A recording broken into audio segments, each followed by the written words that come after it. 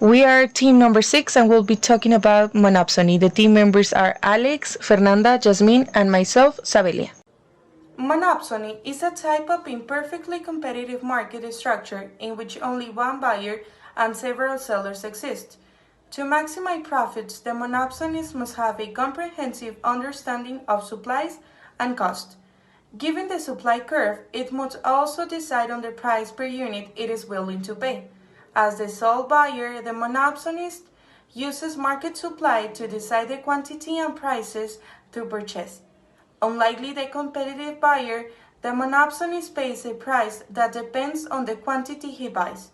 Monopsony powers refers to the buyer's ability to control the price of a good at a lower level than in a competitive market. The diagram below illustrates a monopsonistic labor market where only one company, the buyer, faces many workers looking for jobs, the sellers. As shown in the diagram, the marginal cost of labor increases with the quantity of labor hired. The marginal cost curve assumes a steeper slope than the labor supply curve due to the fact that increasing wages for each additional worker implies increasing the wages for all workers, so the cost increases faster than the quantity of labor employed. Okay, so next we'll present the characteristics of the monopsony market. We will begin with a monopsony is a market structure in which there is a single plaintiff and a single buyer. The sole applicant is faced with a positive supply curve, so prices can be quite high and depending on the product that is offered.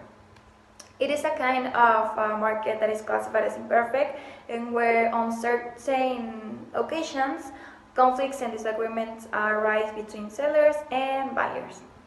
Another important characteristic is that the greater the elasticity that is present in the supply of a certain product, the capacity it has to affect and the price will be much less.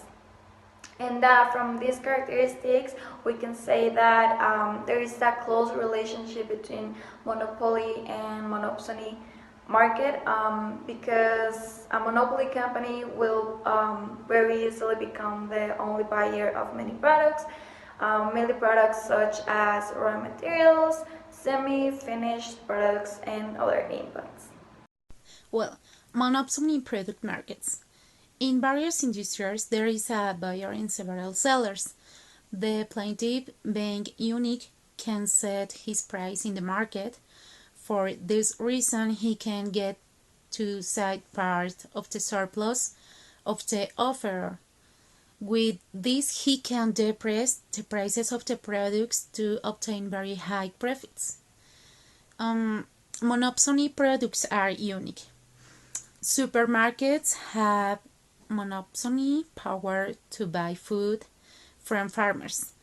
If farmers do not sell to large supermarkets, there are few alternatives. This has sparked protest from farmers over the price of milk. Amazon.com is one of the biggest bulk buys.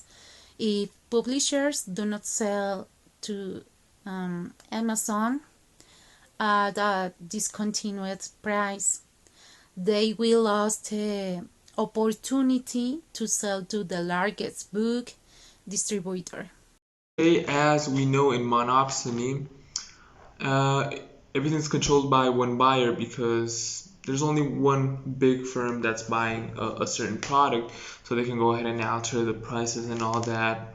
It's like with monopoly, but this time it's not the seller that has the control, it's the buyer.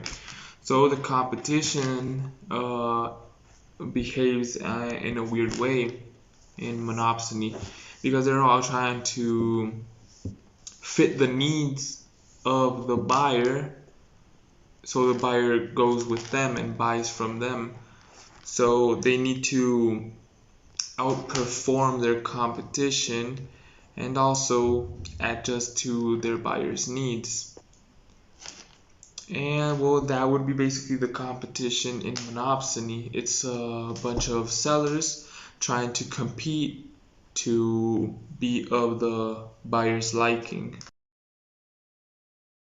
Role of prices on monopsony. In this case, as there is only one buyer.